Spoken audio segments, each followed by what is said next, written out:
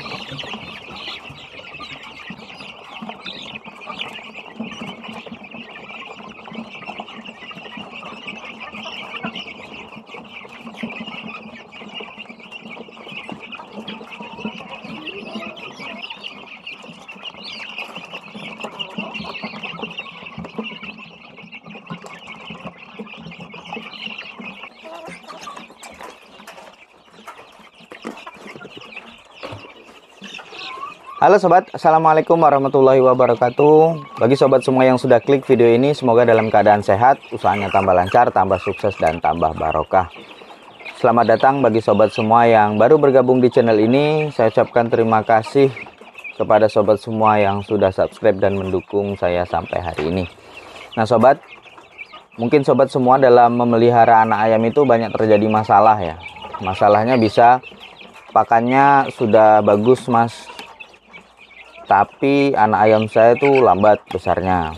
Kemudian bisa jadi juga pakan saya bagus mas, perkembangannya juga bagus, tapi pakan yang dibutuhkan untuk pembesaran anak ayam itu terlalu banyak. Misalnya butuh 5 kilo atau 4 kilo dalam menghasilkan bobot ayam 1 kilo.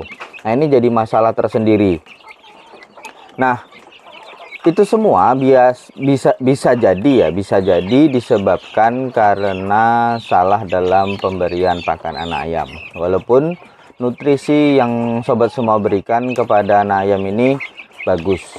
Nah, ada yang bilang bahwasanya memberi anak ayam ini pakan itu harus los mas.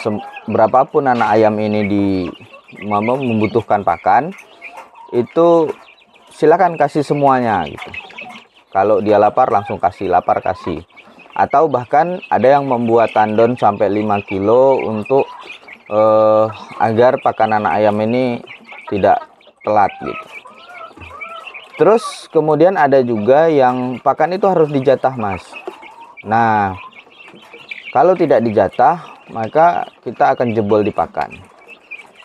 Kedua cara dari pemberian pakan ini itu keduanya tidak salah dan tidak juga betul.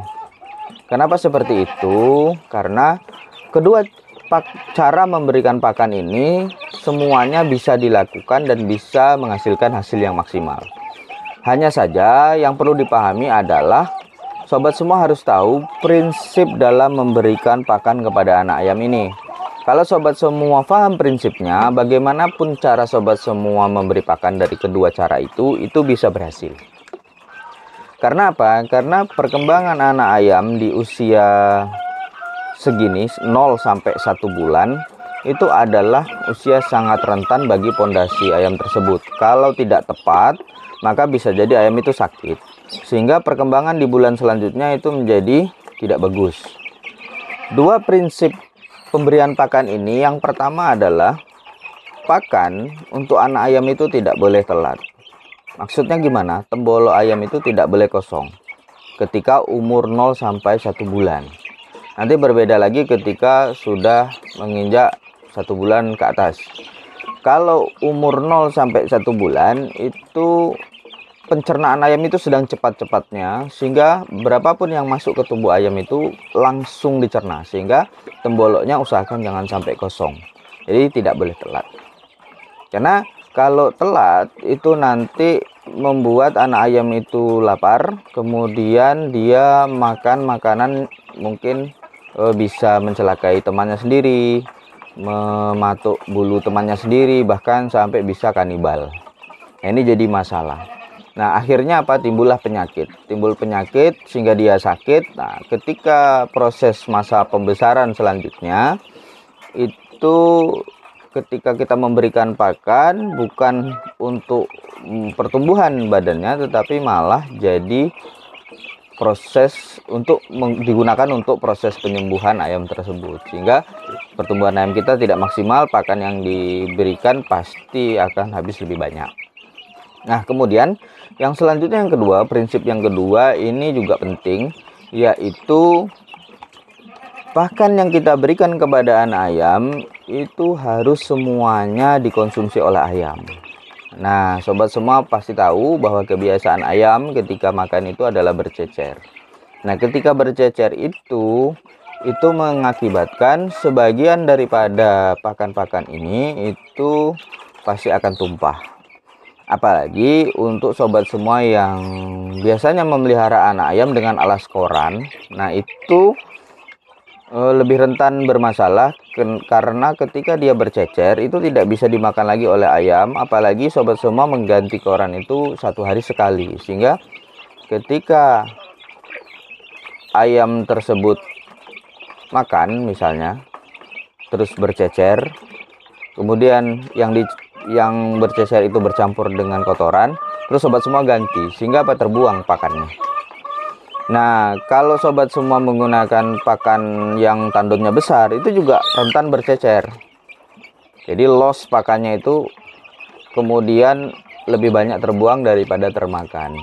Memang tidak telat, memang tembolok ayam itu selalu terisi, tetapi bisa jadi perkembangannya bagus, tapi pakan yang dibutuhkan itu menjadi membengkak. Karena apa?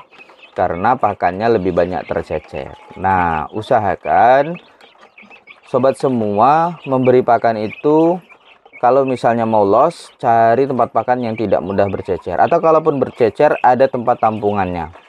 Kalau langsung bercampur dengan kotoran, kemudian kita buang, jadi mubazir. Kalau langsung bercampur dengan kotoran, kemudian tidak kita buang, itu akan menjadi penyakit. Nah, ini jadi masalah juga bagi peternakan kita. Jadi dua prinsip ini harus sobat semua pegang. Jadi ketika sobat semua memberi pakannya loss, nah sobat semua harus perhatikan tidak bercecer. Dia tidak akan telat kalau loss. Nah, kemudian kalau dijatah sedikit demi sedikit, nah itu sobat semua harus paham. Paham apa? Paham berapa sih kebutuhan anak ayam itu sehingga dia tidak telat. Nah, untuk kebutuhan pakan akan saya buatkan video khusus berapa sih kebutuhan pakan selama 1 bulan. Kemudian per hari itu kenaikannya berapa. Kemudian per minggu itu kebutuhannya berapa, karena saya itu buat riset ayam ini 1 bulan menghabiskan berapa. Nah itu dalam per hari itu saya hitung. Nah kalau saya menyarankan baiknya memberi pakan anak ayam itu sedikit-sedikit, memang agak lebih ribet sedikit-sedikit, tetapi ditimbang ya sedikit-sedikit. Kita sudah tahu sih sebulan berapa habisnya, kita siapkan pakan segitu sebulan, kemudian kita berikannya sedikit-sedikit, nanti kelihatan sudah mau habis kita berikan lagi sedikit, sehingga tidak banyak bercecer. Karena memang sifat ayam itu kalau makan pakanannya terlalu banyak itu pasti dilempar-lemparkan sehingga dia bercecer. Jadi seperti itu sobatnya. Nah untuk pakan akan saya bahas juga di video selanjutnya. Semoga sobat semua subscribe sehingga nanti tidak ketinggalan update video saya selanjutnya. Terima kasih sudah menonton. Sampai di sini dulu video kita kali ini. Jangan lewatkan video selanjutnya. Kita belajar bersama. Wassalamualaikum warahmatullahi wabarakatuh.